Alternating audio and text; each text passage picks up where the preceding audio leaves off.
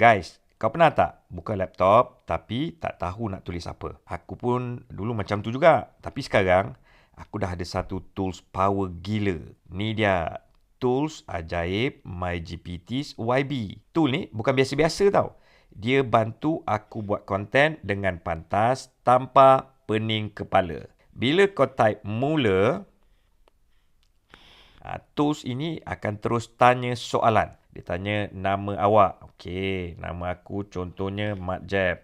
Kemudian dia akan tanya nak buat dalam bahasa apa? BM. Okey, dia nak tulis gaya bahasa apa? Aku nak tulis gaya bahasa, aku tulis je nombor 3 Nombor 3 dia tahu gaya bahasa apa. Contoh produk, apa yang produk kita nak buat? Contoh saya nak buat sabun organik madu lebah. Right, dia akan tanya nama produk. Dia akan tanya siapa target pelanggan. Okey, semua di atas. Dan dia akan tanya apakah masalah yang produk anda selesaikan. Contohnya semua di atas. Dia bagi contoh saja. Semua di atas.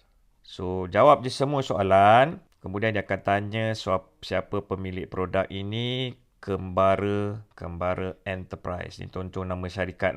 Right, produk ini sejak tahun 2020. Okey, keunikan pertama ni contohnya guna bahan organik. Bahan organik lebah madu tualang. Contoh saja tuan-tuan. Saya akan tanya soalan seterusnya. Right, sesuai untuk semua jenis kulit. Keunikan ketiga dia, semua di atas. Right, dia ada offer ke? Okey, beli 2 percuma 1, free postage, harga asal RM99. Tapi kalau beli sebelum maghrib, harga, ikan type betul-betul harga RM49. Bila semua info dah masuk, akan buat brand story tuan-tuan. Kalau tuan-tuan suka, type suka. Kalau tidak, dia akan type tidak, dia akan buat balik. Right, kita type suka. Senang tuan-tuan, bila info dah masuk, dia buat copywriting untuk tuan-tuan. Dia buat konten copywriting menggunakan hook gaya bahasa millennial. Okey, dia bagi 3 tuan-tuan. Kalau suka, type suka. Kalau tak suka, type tidak. Dia akan buat konten lain. Nampak? Tekan-tekan siap. So, ini juga dia bagi contoh brand story ikut tone gaya penulisan berbeza.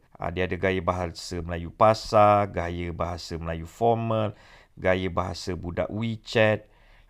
So, dia tanya kalau pengguna nak buat copywriting social media tu jangan berkorang. Right, kita type sila buat Facebook contohnya.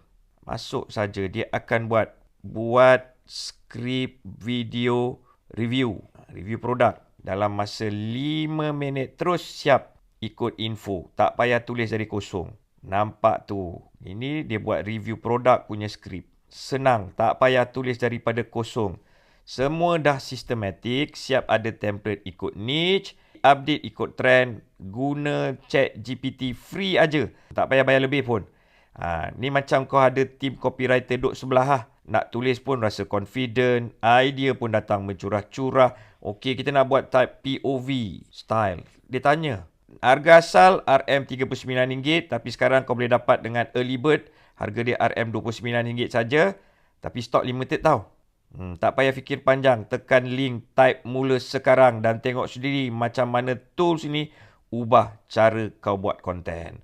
Type je, nak buat skrip video. Tak payah type prompt. Tak payah fikir panjang. Dia nak gaya apa, Mak Jeb? Dia tanya saya. Saya nak emosi. Type je. Dia akan tolong buat untuk anda. Tak payah fikir panjang. Tekan link. Type mula sekarang. Dan tengok sendiri macam mana tools ni ubah cara kau buat konten. Skrip live back kuning. Contohnya, dia dah tahu skrip live back kuning ni adalah skrip untuk TikTok. Nampak itu, dia dah tolong buat skrip tuan-tuan. Tuan-tuan minta type-type, dia terus buat. Dia nak tulis pun rasa confident. Idea pun datang mencurah-curah. Big bag biru, dia tolong buatkan. Minta saja, tak payah type prompt. Dia terus buatkan. Masukkan, ini sesuai untuk affiliators. affiliators, dropship, content creators, host, influencer. Yang nak buat skrip, nak buat live, dia boleh buat skrip penutup, testimoni, transform, apa pun semua boleh buat. Nak request saja. Apa lagi format yang ada? Tanya dia, apa lagi format yang ada? Kita boleh buat dengan satu information. Yang paling penting tadi, tuan-tuan kena buat brand story dulu.